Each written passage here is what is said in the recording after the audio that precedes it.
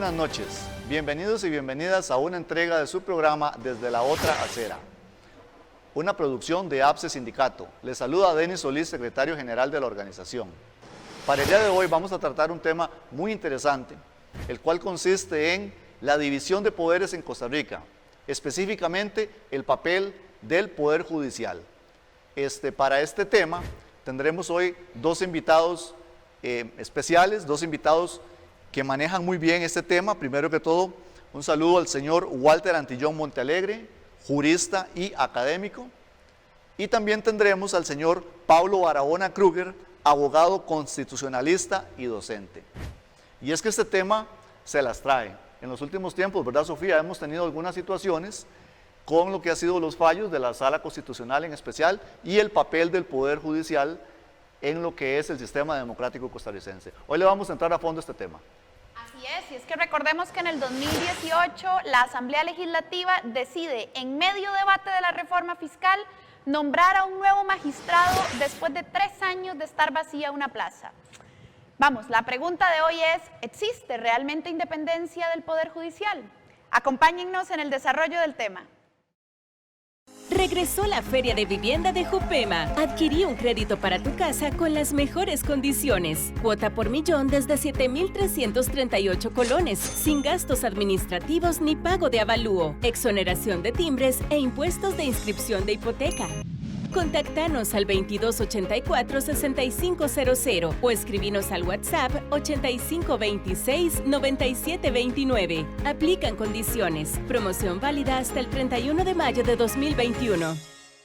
Para contextualizar el tema del día de hoy, independencia del Poder Judicial, división de poderes en Costa Rica, el Estado de la Justicia, que es un apartado, un informe que hace el Programa del Estado de la Nación, ha hecho un lanzamiento reciente con algunos datos y alguna información que vale la pena contextualizar para este debate de hoy.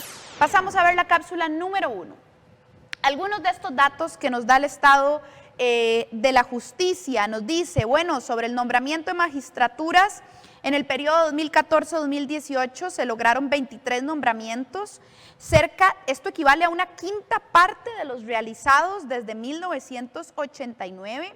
Además, entre mayo del 2012 y julio del 2019 se presentaron 11 proyectos de ley para modificar el procedimiento de elección de magistraturas en la Asamblea Legislativa, algunos convenientes, otros no, algunos de refuerzo, otros no, pero la cosa es que hay 11 proyectos de ley sobre el control constitucional de los decretos ejecutivos. El 58.3% de los decretos correspondía a los temas de declaratoria de emergencia, servicios públicos, regulación de mercados o actualización de tarifas.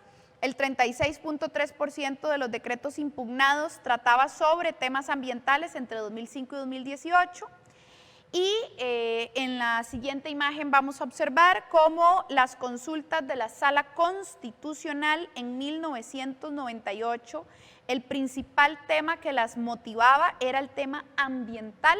Esto ha ido cambiando a lo largo del tema. En el 2008 ya el principal tema de consulta era régimen político y 2018 fue sobre derechos humanos. Y pasamos a ver además, como parte de esta contextualización, el siguiente videíto sobre lo que sucedió en el 2018, les decía yo, en medio debate de la reforma fiscal, la Asamblea Legislativa decide llenar una plaza vacía de 3 años en una magistratura. Veamos el video. El nombramiento de Jorge Araya García como nuevo magistrado de la Sala Constitucional comienza a generar algunos cuestionamientos, y esos vienen principalmente de los gremios del Poder Judicial. En ANEJUD creen que se está preparando una sala cuarta complaciente ante el poder político. En ANEJUD creemos que la Asamblea Legislativa, con estas carreras, que después de tanto tiempo de estar pendiente el nombramiento de los magistrados, sobre todo de la Sala Constitucional, y con el nombramiento que hicieron del señor Jorge Araya García, nos deja un sinsabor de boca muy grande. Creemos que todo se está preparando para tener una Sala Constitucional complaciente al poder político y económico de este país, y para que venga a votar, pues lógicamente, las 3 consultas facultativas que hay con respecto al combo fiscal, y también para que venga a ver, porque también hay acciones de inconstitucionalidad presentadas con respecto a la reforma que hicieron del Fondo de Jubilaciones y Pensiones del Poder Judicial. En el caso de la Asociación Nacional de Investigadores en Criminalística, ANIC, que siempre cuestionaron que el nombramiento se hiciera en este momento donde la sala deberá resolver las consultas por el proyecto fiscal, consideran que darán tiempo para ver cómo reacciona el magistrado, sabiendo que tiene vínculos con Liberación Nacional.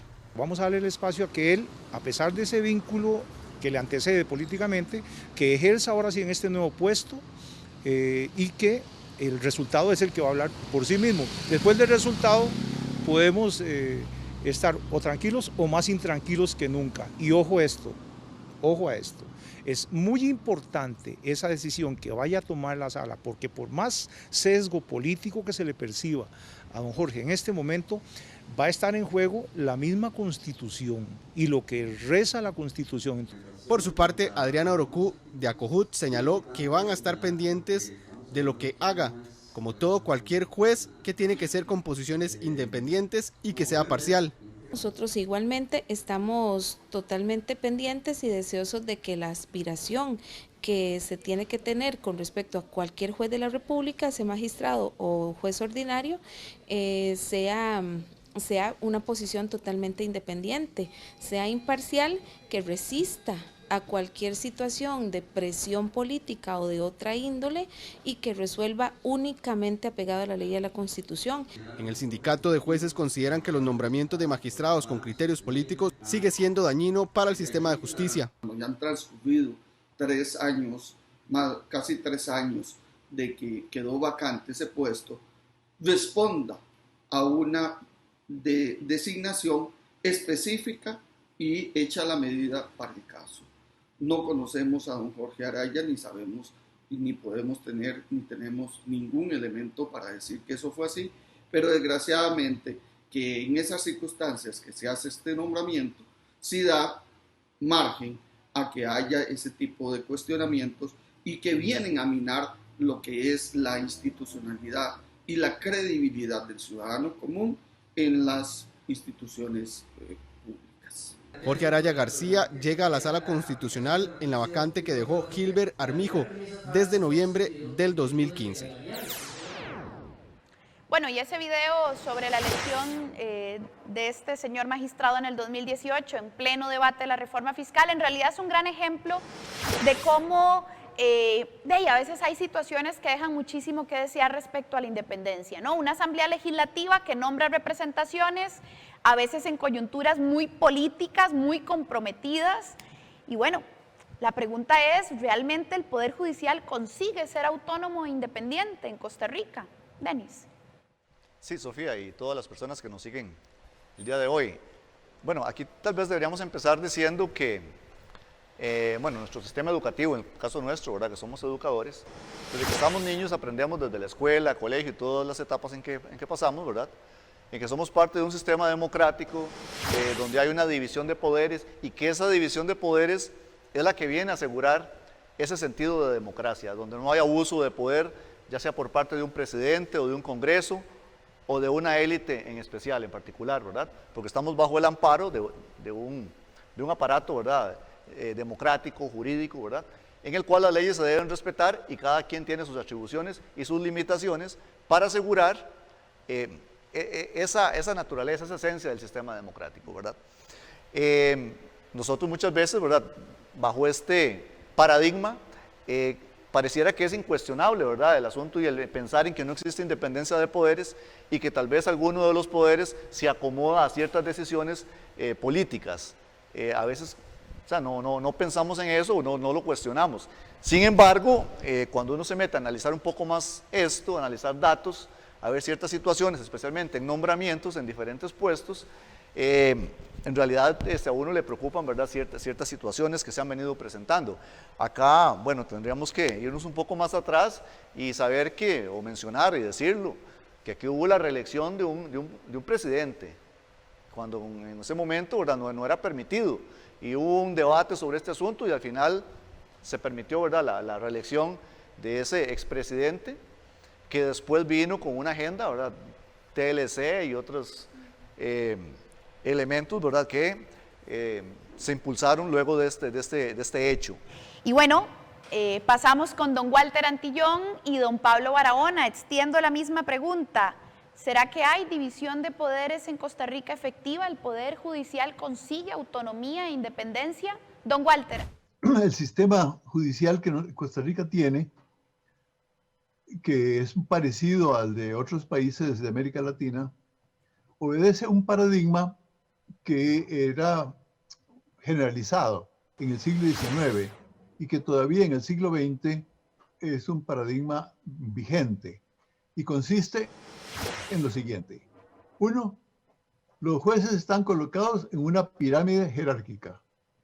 Dos, una Corte Suprema de Justicia es el órgano superior de todos los jueces. Y tres, el criterio para la selección de los magistrados de la Corte es político. Ese es el paradigma de la organización judicial de Costa Rica, que todavía está vigente, ¿verdad? De manera que lo que ha estado ocurriendo es simplemente la consecuencia de este paradigma. Es increíble, pero en el año 1907, o sea, hace más de 100 años, un magistrado que se llamaba don Antonio Zambrana lo denunció. Dijo, Costa Rica no tiene magistrados independientes. Los magistrados de Costa Rica son necesariamente políticos, porque son nombrados por un órgano político y son nombrados con un criterio político. Eso hace más de 100 años. El caso de la reelección es un caso, pues, un caso típico, ¿verdad? Allí se demostró, quedó transparente ante todo el país como un político muy influyente influía, es decir, ejercía una fuerte presión sobre los magistrados de la Sala Constitucional. Él le cuenta a uno que había sido su ministro, ¿verdad?, cómo se habían comprometido todos a votar la reelección y que uno le falló y por eso se perdió. En esa primera ocasión se perdió el chance. Pero luego vino la votación favorable, ¿no? Y vino la reelección y vino todo lo que conocemos. Y eso era un ejercicio de ellos. Los Arias ejercían esa presión y claramente. Con el TLC igual. Cuando íbamos a votar el tema de las leyes complementarias, los Arias lograron que la presidencia de la Corte eligiera durante 6 veces seguidas un suplente que era asesor de los Arias.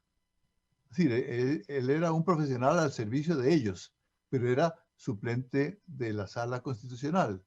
Y entonces ellos hicieron que el presidente de la Corte reeligiera a este tipo 5 o 6 veces consecutivas, lo cual era imposible, porque si era un sorteo, se imaginan ustedes sacarse la lotería 6 veces consecutivas, ¿verdad? De manera que eso fue, en mi criterio, una muestra muy clara de que la Corte estaba haciéndole el juego al gobierno en la aprobación de las leyes y también la aprobación del propio instrumento del TLC, que era un instrumento lleno de inconstitucionalidades y no se declaró ni una sola, siendo un instrumento gigantesco, ¿verdad? Era absolutamente inverosímil, pero no les importa. No hay elegancia en eso, lo que hay es efectividad, ¿verdad? En esos términos, pues, se veía muy claro el tema. Luego, el tema de los enjuiciamientos de los presidentes del PUSC fue también un ejemplo. Después de eso, las cúpulas políticas de los dos partidos, que en el fondo son una misma de esos viejos partidos tradicionales, las cúpulas políticas se pusieron de acuerdo para tratar de llevar a la sala penal gente que fuera amigable, ¿verdad? Y de esa manera consiguieron, por ejemplo, cuando estaba Celso, estaba Chinchilla y Ramírez, que todavía está allí, y una magistrada, consiguieron que se sobreseyera una causa contra unos diputados y el propio Johnny Araya, me parece.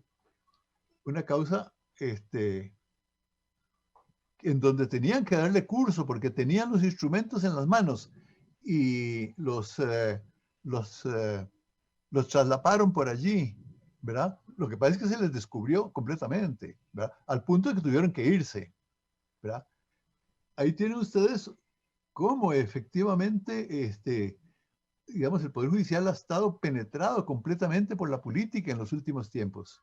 Son cosas que ya venían ocurriendo y nos ha dado ejemplos concretos, ¿no? Hablábamos recientemente de la elección de este magistrado, pero también tenemos el caso de la reelección de un presidente de la República, tenemos el caso de las intervenciones asociadas a la coyuntura del Tratado de Libre Comercio y también a las de la reforma fiscal, incluida la elección de este magistrado. Entonces son cosas que suceden y que, como bien dice don Walter, bueno, hay que comentarlas, hay que decirlas, si no, pues no podemos arreglarlas, ¿no? Lo que no se dice no existe. Bueno, y don Pablo, les decía yo que también nos acompaña. La misma pregunta, don Pablo, ¿hay división de poderes en Costa Rica? ¿Realmente logra independencia el Poder Judicial? Y digo, estamos hablando del Poder Judicial como caso concreto, pero bien que podríamos estar hablando también sobre esas manos peludas políticas en algunos otros puestos como la Defensoría de los Habitantes. Pero bueno, ¿hay o no hay división de poderes de facto en Costa Rica? Y como constitucionalista puedo decir, mire, la Sala Constitucional en el tema del plan fiscal dijo que resolvía como resolvió por razones políticas.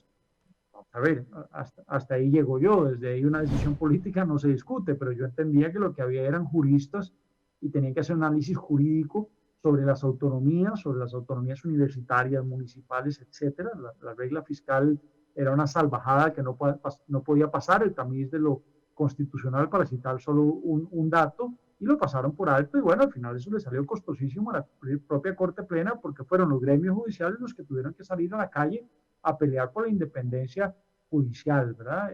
Pese a ese visto bueno de la Sala Constitucional. Después trataron de desdecirse, pero ya la camisa de fuerza de la Sala se había impuesto. Otro ejemplo, el matrimonio homosexual. Bueno, el matrimonio homosexual, la Sala Constitucional nuevamente comete un gravísimo error porque homologa, no por el tema de fondo, el matrimonio homosexual, que a mí eso me parece que no es un tema ni siquiera discutible, sino porque la Sala Constitucional dice las opiniones consultivas de la Corte son vinculantes. Por ende, en Costa Rica el matrimonio homosexual debe entrar a regir ipso iure, bueno, da unos meses. Inmediatamente, dicen ellos. Bueno, lo que quiero decir con esto es, eso es falso, no hay una sola norma que los habilite para interpretar que las opiniones consultivas de la Corte son vinculantes, ni a nivel interno, quiero decir, ley de la jurisdicción constitucional que los rige, ni tampoco los reglamentos, ni tampoco el Pacto de San José, ni tampoco el resto de normativa jurisprudencia interamericana. La misma Corte Interamericana ha dicho muchas veces que las opiniones consultivas no son vinculantes, salvo que el país así lo decida. Bueno, pues la Sala llega y lo decide, quebrándole el espinazo a una discusión legislativa que venía siendo pospuesta muchos años, y eso es otra discusión, eso es un error, parte de la pendejera y de la incapacidad también de nuestros representantes legislativos, pero no tenía por qué autoembarrialarse la Sala Constitucional y meterse en ese fangal de una discusión que dividió el sentir costarricense, y hay que decirlo, en un país bastante de doble moral, muy moralino y muy hipocritón en estas discusiones, tema aparte.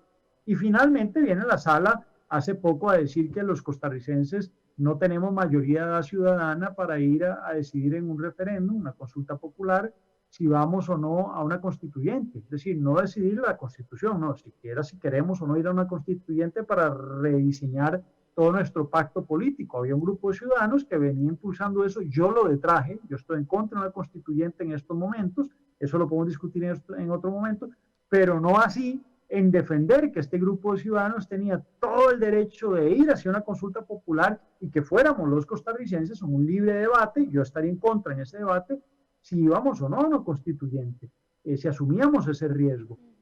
La Sala Constitucional dijo que no podíamos porque la ley de consulta popular no permite que se consulte sobre temas impositivos, y como una constitución implica todo, entonces ahí tampoco. Bueno, obviamente esto fue miedo, conservación del statu quo, y la Sala Constitucional prevaricando, porque evidentemente no hay nada por encima del poder constituyente. Fue una interpretación absolutamente antojadiza y que dejó a los magistrados con un radio de inteligencia política y de acción de este tamaño, porque achicaron muchísimo la discusión que era enorme, siguieron a una constituyente, nuevamente le quebraron el espinazo a una discusión que era política y no jurídica. Así es, muchísimas gracias. Y bueno, llegados a este punto del programa, la pregunta es ¿cómo podemos fortalecer la independencia del Poder Judicial, ¿no? Vamos a ir a una pausa y al regresar vamos a intentar darle respuesta a esta pregunta con don Walter Antillón y don Pablo Barahona. Acompáñennos.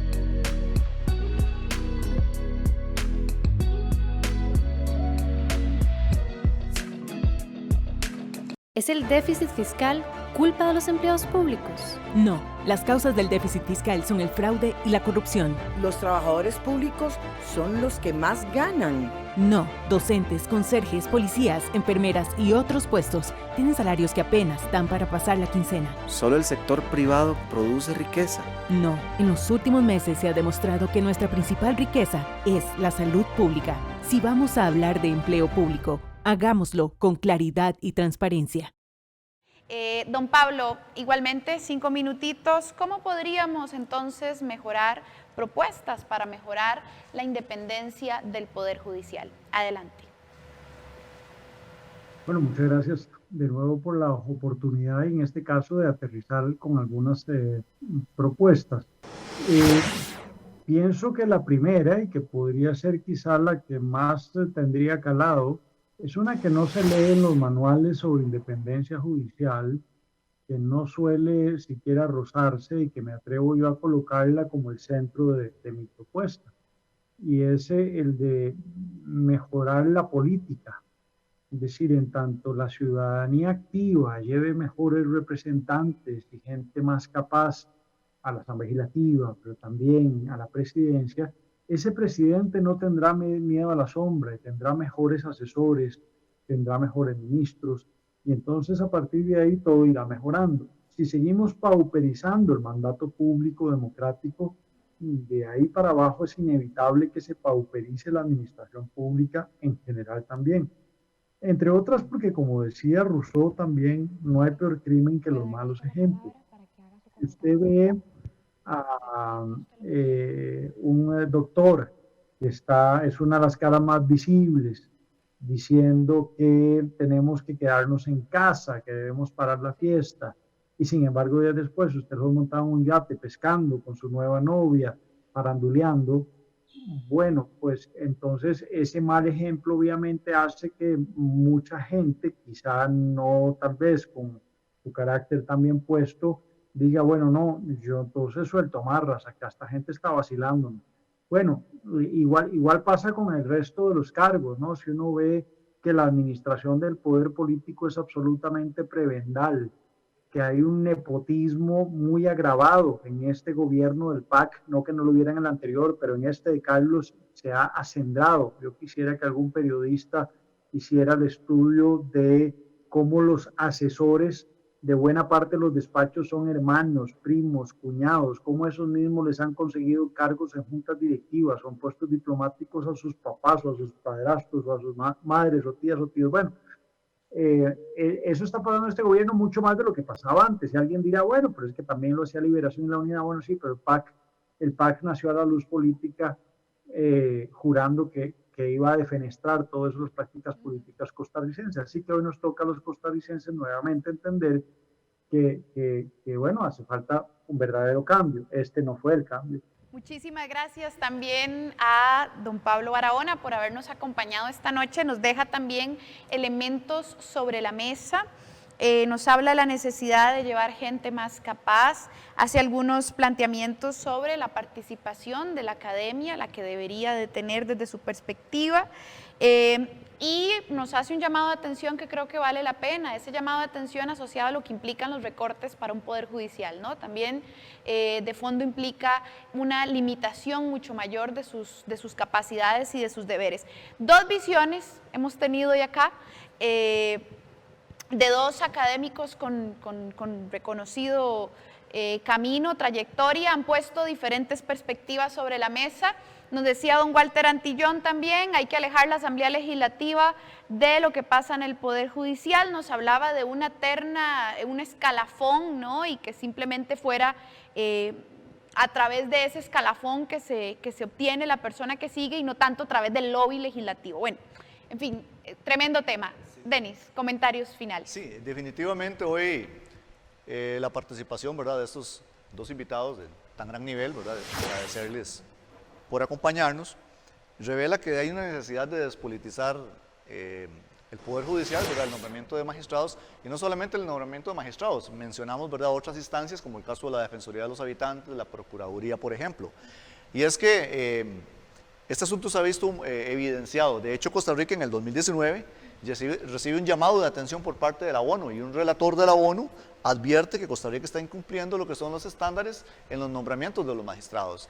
Y cito textualmente, donde dice que persisten vicios como el cabildeo de candidatos como diputados y falta de transparencia en los procesos.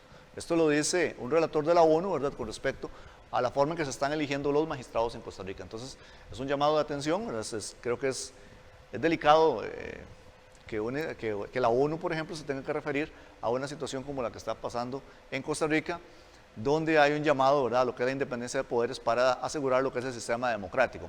Así es, bueno, se nos ha acabado el tiempo, es un tema tremendamente denso que da para mucho más, pero muchísimas gracias a nuestros dos invitados de esta noche. Tienen diferentes perspectivas, aunque coinciden de fondo en un aspecto, y es que hace falta mejorar la independencia del Poder Judicial. Lo interesante es que hay alternativas, hay distintas propuestas sobre la mesa y nuevamente lo que hace falta es voluntad política. Por eso es necesario informarnos, formarnos y emitir criterios responsables. Muchísimas gracias por acompañarnos esta noche. Nos vemos en la siguiente entrega en Desde la Otra Acera.